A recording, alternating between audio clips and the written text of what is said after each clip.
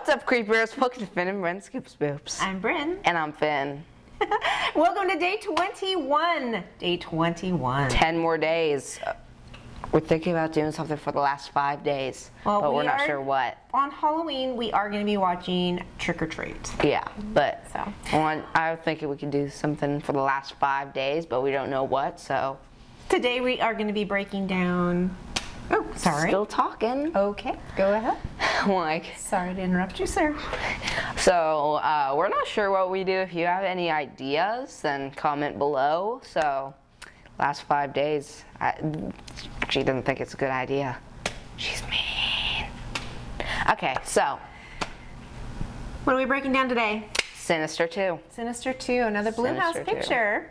This time it was not directed by Scott Derrickson, although Scott Derrickson did write it. It was directed by Kieran Foy, who directed, well, most recently that we've seen, The Haunting of Bly Manor, episodes 2 and 3. It has a 5.3 out of 10. 5.3? Mm-hmm.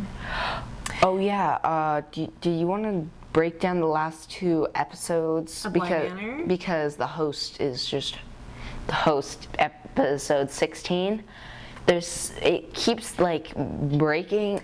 We have a cursed film, folks. We do. We cannot get it loaded up. We cannot. Either like, what's the word? Either we refilm it, or it's corrupted. Yeah, it either corrupts or it just doesn't. It just like crashes. So we have our very first cursed film. It was like halfway through the month. Yeah. Okay, so maybe not today though, because this is I wrote a lot of notes on Sinister 2, and it's gonna take us a while. So one of the smaller movies. On a movie that doesn't take us as much time. Boom, boom, so boom. it got a 5.3 out of 10 on IMDb. What are you gonna give it, Phil? 4.5. I'm gonna give it 3 because I don't think it worked as well as Sinister, the first one. And I will tell you why. I do have some very good reasons why, some solid reasons why. I feel like in this movie, they used so in the first movie, we get Ellison, he finds these family movies. Yeah. And they utilize that in a really good way as he's piecing together the story of the ghoul. But in this one, it feels like there's not as good of a reason for them. And I feel like it's shoehorned in there because it was in Sinister, and so it's expected. And I would have liked it better if they had built the story around figuring out these movies instead of just, ooh, we're gonna show them to the kids and they're gonna become one of the kids that Bagul takes. So I really don't like how they didn't utilize the films in a creative manner. It felt very shoehorned in. I felt like them not even giving their main actor in this movie a first name. Oh yeah, ex-deputy so-and-so. I feel like they could have built so much more on his character, because I personally think that James Ransom, who also played Eddie Kaspbrak in the It movies, I think he's a really good actor, and I think he could have done so much more than what they gave him. I was very disappointed. So, yeah, so I'm giving it 3 skulls. Also, the kids were not that good of actors. Like, it relied really heavy. Movie. It was a fun movie when you look at it, but the more time I had away from it, the more I realized how many faults it had. So that's what it was. I guess it's just because I'm a Phin. I didn't get bored. Me and Phin, we actually do try to find the positive in any movie that we're watching. We don't watch it with a skeptical eye going, oh, this is going to suck. We never actually go into movies like that. Both of us, we're pretty optimistic people. We're like, oh, this is pretty entertaining. I'm entertained. Why shouldn't everybody else be entertained? But sometimes they fall a little short of our expectations. Sometimes I hate something and it's just because I'm bored or I've seen it before. This movie fell short of my expectations personally, because I thought Sinister was such a well-made movie. It was. It was scary. It had a really good lead actor in Ethan Hawke, and I felt like it was original and it did something new. And I really loved the idea of using those home movies to make watching Ellison kind of spiral out of control as he's watching all of this. It made me feel like I was too with him, and it was a really well-made movie, and I really liked Sinister. So I I don't want to say I didn't like Sinister 2. It was okay. I wasn't bored. I was entertained through most of the movie. But later on, when I had some distance from it, I realized it didn't live up to my expectations. So that's why. Yeah? So in the last movie, you do realize that Bagul, he moves with families. Mr. Boogie Boogie. And the survivor of that movie is Deputy So-and-so. Deputy So-and-so. We love Deputy So-and-so. We do. We actually really like Deputy So-and-so. He is actually a pretty good character. And I wish that they had just built on him more. I don't know anything about him. I don't know about his personal life. Yeah. I don't know anything about his history. He's just Deputy So-and-so. He's like a Gary Stu. Oh my God. He's a self-insert character. Yeah. So it opens with usually, okay, so in the last movie you get to see a film that happens at the beginning. So it's like that grainy it was the hanging film.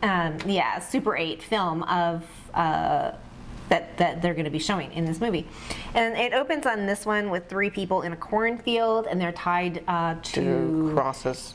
Finn says they're crosses, but it looks more like they're scarecrows to me. I mean, yes, they do. Yeah, they do look like crucified. Scarecrow, but I know their hands. I know they're definitely scarecrow, but yeah, and they have bags over their heads, still on a cross. You can't see who they are, and then somebody lights one on fire, and that's what we see at the very, very beginning. And it's got that vibe that I do have to say they did not have Christopher Young come back for the music. They had Tom and Andy do the music for this one. And I'm going to say it straight up. Christopher Young doing the music for Sinister gave a lot of its spookiness. His soundtrack was different. It was really different, but it was it added so much atmosphere because it's hard. Because the movies that they're watching, Phin pointed out that they're scary. The movies that they're watching, their Super 8 movies, are scarier because there's no audio. Yeah, you don't hear them screaming or anything. So the music or the orchestration that's playing over it has to give us that. It has to direct us in how we feel about what we're seeing, and give us that feeling of spook, trepidation. That I don't know if I want to go in there, type of feeling. I'm just like, spook. Yeah, exactly, trepidation. So Giles over here. Oh, because I'm cleaning your glasses and saying big words like trepidation. There's always going to be one Buffy reference. People get used to it. So when they show that video, when they show the movie, they show a kid waking up in his bed. And right away, I already knew this because it showed it in when it's idle. So. And there's a voice or noise coming from his closet. This kid, he's about Finn's age. It's not like it's just the clothes moving. Yeah, it's still a noise. Yeah, you said like a voice. Yeah, I meant noise. I said voice at first, and then I changed it to noise. You can actually check when you look at it when you're editing. I know you said noise after, but you said. But he hears something in the closet, and there's moving clothes in his closet, and he turns over. Does he turn over? That's what his. Well, he hides first. Yeah, and then one of the ghost kids pops up at him, and that's my first big scream. I screamed really super loud, like. I wasn't expecting a jump scare, which this movie relies too heavily on, is jump scares. But I wasn't expecting a jump scare that quickly into the movie, and boom! I screamed really, really, really loud. Really loud. So then they cut to after he gets the jump scare. They cut to Deputy So-and-so. He goes to a priest for confession, but you can tell he's never been to confession before. In fact, I don't even think Deputy So-and-so is Catholic. The priest recognizes him as the deputy that he says on that Oswald thing. The Oswalds were the previous movie as Ellison Oswald and his family. And Deputy So-and-so brings up that he's not on the force anymore. Yeah. Yeah. He wants to talk to the priest about evil. Because you do. Oh. He wants to talk about evil with the priest because that's what you do. Because of what happened to Ellison, and he's starting to think maybe there's evil. He's really worried that Bagul's going to start killing again. And, I mean, Boogie. He's got legitimate concerns. And then they cut to a mom at a grocery store. And this is Shannon Sossaman, and she was in Wayward Pines, A Knight's Tale, but most importantly, she was in Wrist Cutters, A Love Story, so I love her so much. Anyways, she's at a grocery store with her 2 kids. They're 2 twin boys, about your age, 12, 13. Well, one of them's 13, right? Well, in real life. And they have to be the same age. They're not real twins. But in the movie, she has twin boys about 12. And they're in a grocery store. And they're, you know, kind of acting up and stuff like that. But she starts seeing this guy that's like following her. And she says, do you remember what you're supposed to do when I say the word rutabaga to the boys? Good word, rutabaga. What are they supposed to do when she says rutabaga? Run. Run, yeah. So she says rutabaga, and they go booking it out of the to the car, and they're like, the guy was chasing him though. Like, yeah, she was had right. To knock down the. She was right, and this guy tried to stop her like she was stealing something. This security guard, and she was like, that guy touched my kid, and then he stops that guy, and they get into the car and they run away. And it turns out that she's basically they don't say what's going on. Just she's hiding from somebody. It's obvious. These people are Courtney, the mom, and Dylan and Zach, her twin boys. Ex-deputy so-and-so is looking at he's calling about a home listing, and they say that it's obviously Courtney's house because we've just seen her pull up to it after they leave the grocery store. And he's looking at this listing, and it says it's empty. It says it's still vacant, too. It doesn't not just say empty. I mean, it says it's still for sale and it's still vacant. A murder has taken place there, and he's got a big murder board and pictures of Bagul and clippings of some murders that he's been following. And then they cut back to the family of 3, the mom and her 2 boys. And Dylan, one of her boys, he comes in to talk to her where she's refurbishing a church. That's where the last murder happened, and that's why he's interested in this house, Deputy so-and-so. And she's refurbishing a church, and he sees blood on the floor that she doesn't. So we already know. Yeah, we already know that there's something going on with Dylan. Boogie. Yeah. And then Zach, his brother, says he's worried about Dylan because he says he's different out here. Later on that night when Dylan's in bed, there's some weird kid in his room, and he says he has something to show Dylan. So he leads him into a basement, and there's a trunk full of family videos, family movies, family movies. And great at life. Here's the thing that killed me, though. This was a great line for me. Dylan said, "How did you know this was here?" And Milo, the ghost kid, says, "That's because that's where I left it." That's where I left it. Oh no, because we know what Ashley did in the first movie. After she killed her family, she left the box for the next group. Gasp. So another ghost kid shows up where they're at in the basement, and he says, "I want you to watch my movie," and it says fishing trip on it, and it's like a regular family fishing trip. And I'm like, how are they gonna die? Yeah, go ahead, tell them, Phin. So it shows like the fishing and stuff, and then it cuts to like night, of course. Night. Yeah, and then they're hung up by their feet. Yeah, so like fish. You know how like when you hang fish up to dry? And then they're hanging over water. Gators chomp on them. Alligators eat them. That is the weirdest way. Chomp. Like, what if the alligators were full? Anyway. Then you're like, The CGI kills them. Alligators were not that great either. Gators. Those 2 boys make Dylan watch that movie, and he runs away. And then they show ex-deputy so-and-so go into the house that he thinks is vacant, and he gets out of his car. And he's ready to burn it down. He's got what in his hands? He's just got like, la, la, la, la, little gas and stuff. Got gas. Ready to burn down the house.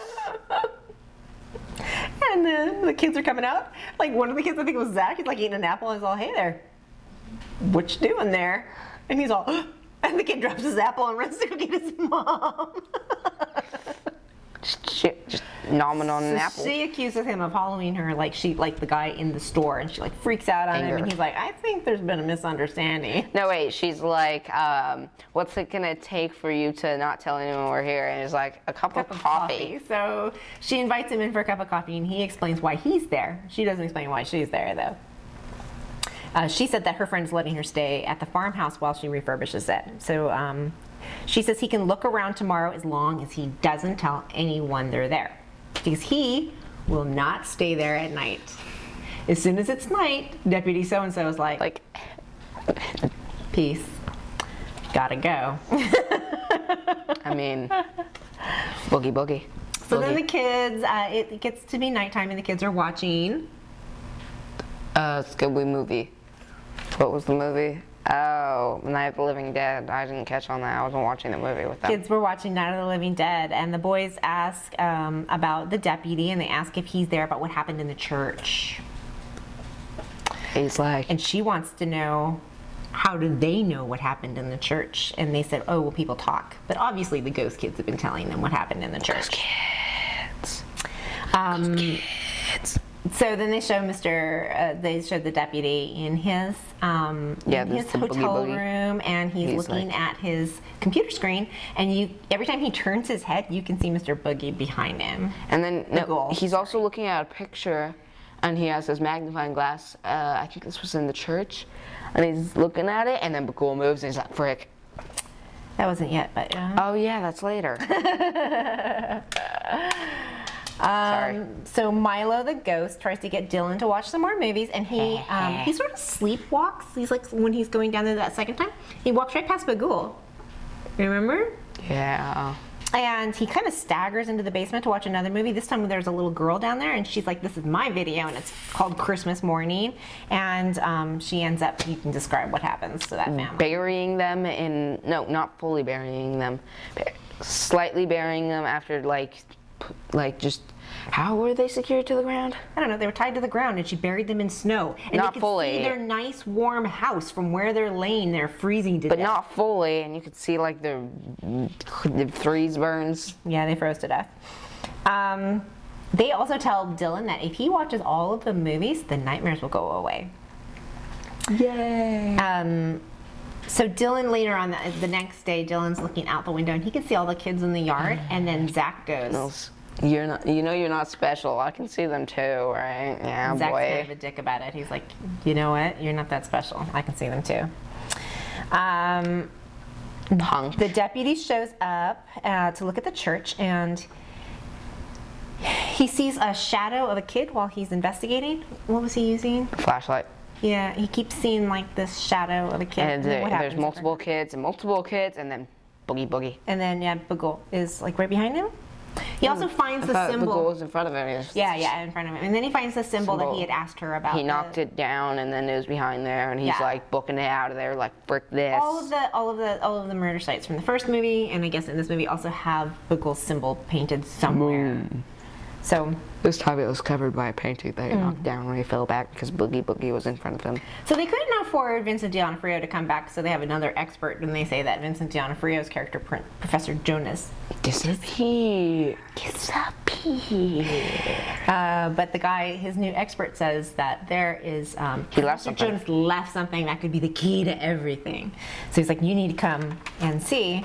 Oh, I'm in the light again. You need to come and see.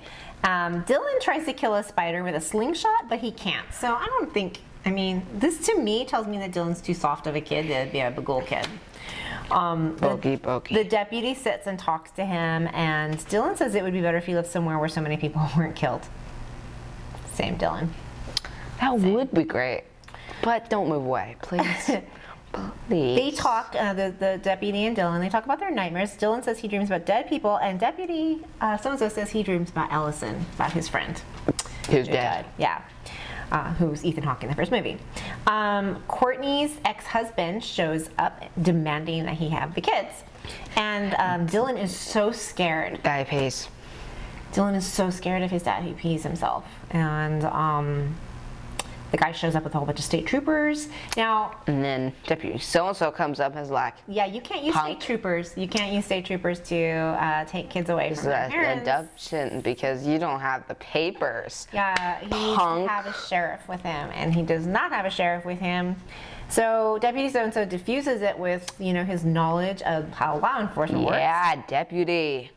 And he kind of takes the state trooper down a notch, and we were very much like, yes, we love him. Deputy so-and-so. And we're not the only ones that love him, because Courtney's like, hey. Afterwards.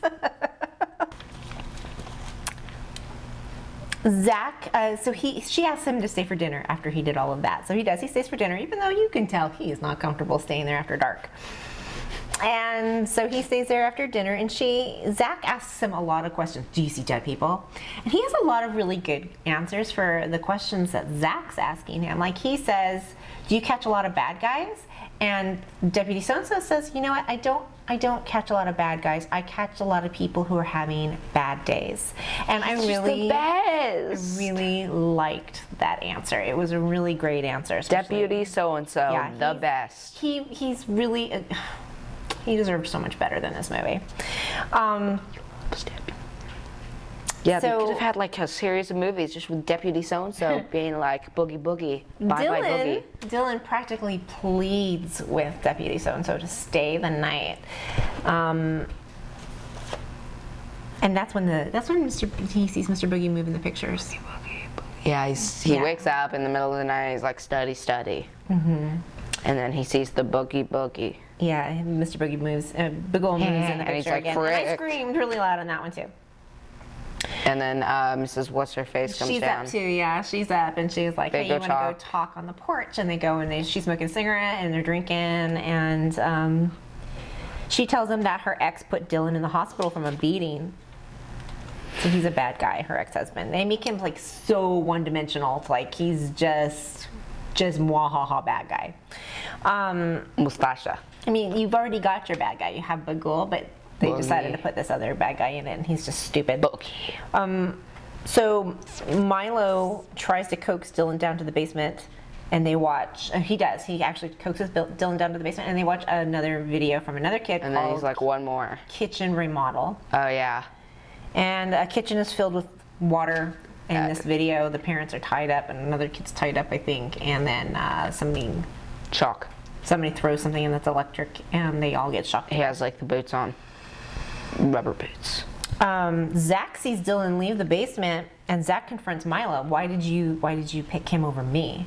Like, the frick, dude. Do you want to discuss this? Like, this is two brothers, and one's very jealous of the other. And do you have any thoughts on this? Because you have a brother. I'm a parent of two teenage kids like this woman. Like, he works in the other room. He's not listening. I know. But how did you feel about this? Like, is it weird? Like, are they super competitive? I mean, do you have any thoughts on how they acted as kids? Well, can't really relate because... Okay. I was just wondering how you would think I would like. I just thought having a 12-year-old boy's perspective on a 12-year-old boy's behavior in a movie would be interesting. I'm like, personally... Gotta put you on the spot? Yeah. But I'm like, well, my brothers usually play video games, so... He's very jealous that Bagul chose Dylan over him. I still don't think you're a good... I don't know. Yeah, he beats him up later. So Courtney and the deputy, they make out because they're drunk. And he actually is like, you know what? Let's not do this. Not right now. Okay. Because she's drunk and he's drunk and he's like, and he's like a good guy. Yeah, they don't hook up because he's a good guy. Oh, yeah. Yeah, and you know what she says? Such a cute line. She says, it's been so long since I felt safe. And I'm like, oh, we love Deputy so-and-so. So he goes to the guy's office that called him and told him that Professor Jonas had left him something. And he shows up and there's like a ham radio recording, but it's in like Norwegian and it's like this famous recording or whatever. But you can hear a kid talking in Norwegian and he says something to Bagul and then you can hear him killing his family or something. So that's but it seems like that was from like 1973 and I think that was the oldest recording that they have of this phenomenon starting. Yeah? The lights on your face. Oh. You could come closer to Mama. No. No. I'm gonna just go to the edge of the screen. So anyways, they think that the way Bagul works, get over here please.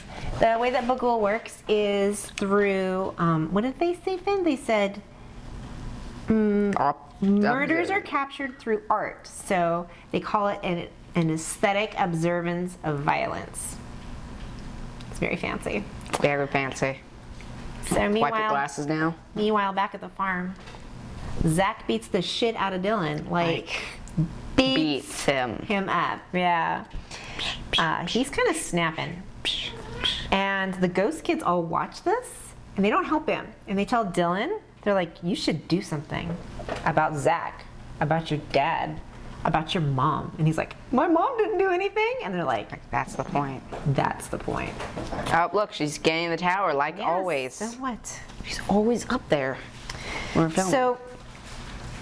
So their mom totally chews out Zach, and she's like, you need to apologize to your brother right now. And he's just like, you know what? You. Fuck Dylan and fuck you. And he calls her all kinds of names, and I was just like, oh my God, give me strength. I would totally, well, that kid would be grounded until he was 30. So she dismisses Dylan, or she makes him go to his room, and then she promises Dylan, she's like, I won't let him hurt you anymore. And he's like, that's what you said before, and you let Dad do it. Yeah. And Milo, the ghost kid, insists that Dylan watch the last movie. And he's like, no. And he said Dylan has to watch it tonight or Bagul will punish them all. And Milo plays his tape, and it's the church that they're living at, the church that she's refurbishing, and it was Milo that was the last kid, obviously, because he said he left the box. And it shows the church members, and they're being nailed down to the floor. And I can't remember the name of this torture, but they used to do it in the Middle Ages. They would take a rat and put it in a pewter bowl, and then they would strap the bowl down to you, and then put a piece of coal on top while you're laying down, and then put a piece of hot coal on top of it so to make the rat panic and dig through you. And that's what Milo did to the people, his family in the church.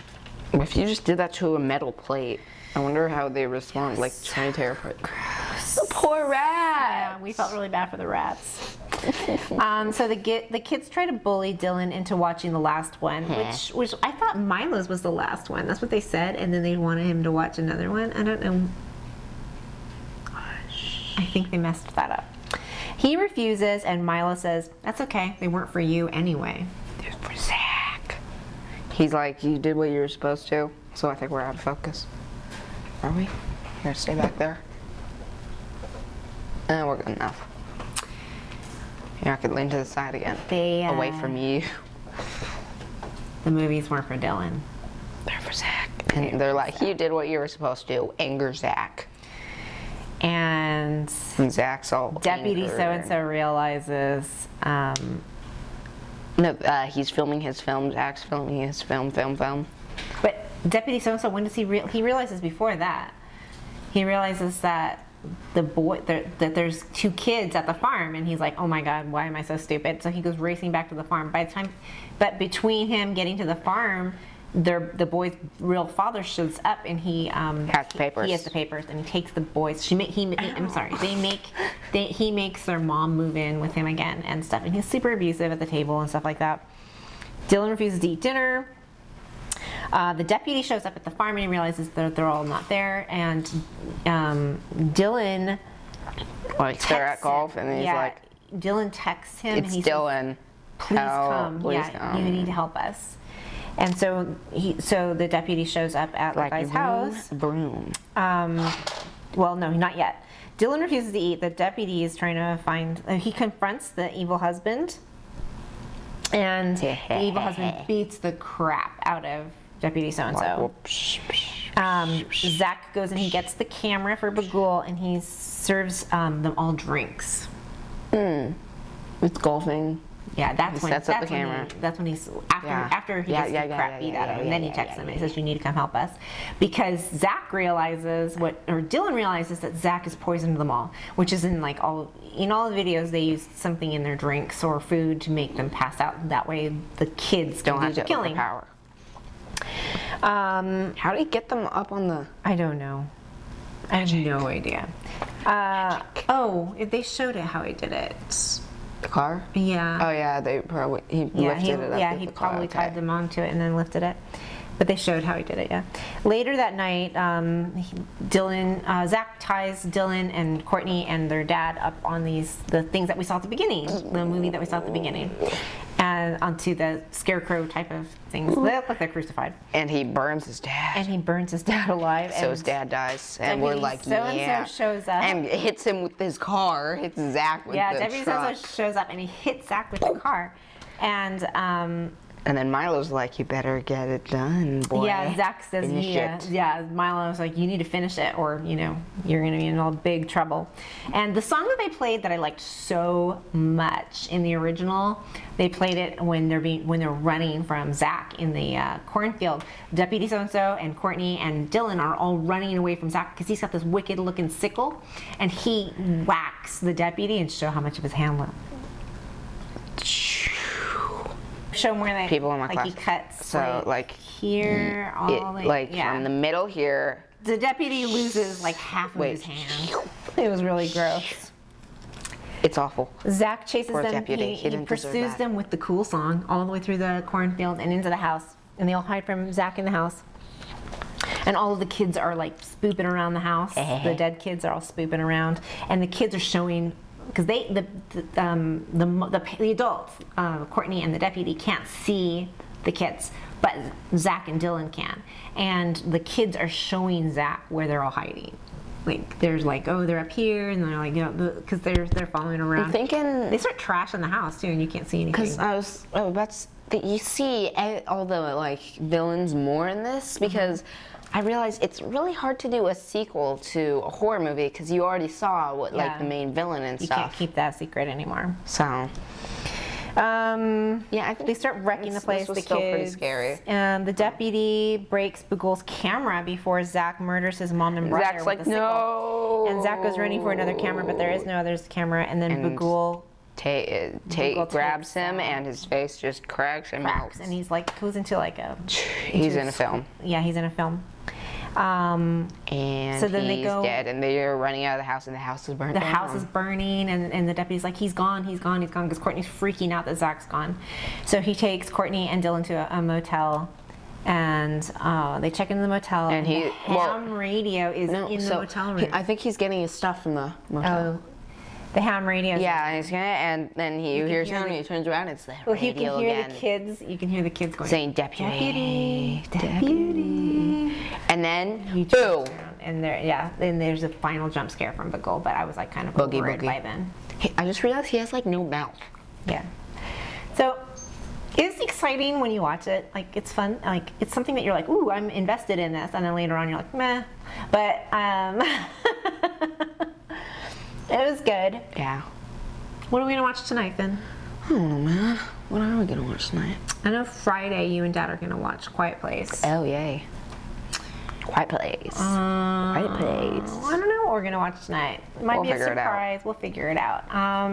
We do know that for Halloween we are gonna watch Trick or Treat, so that's already been settled. But if you guys have any other suggestions, next week, we have already seen it. I know a lot of you guys have been asking us to watch it. We've seen it, and it's chapter 2. Yeah, we have seen it, and we don't. It's not as much fun for us to review movies we've already seen. I mean, we can do it after October, maybe, just as a maybe if we don't have time to watch another movie. If we did, I think we would do we would do it chapter 1 and 2 together. Yeah. But so make sure you like and subscribe. Go vote. And we'll see you next time.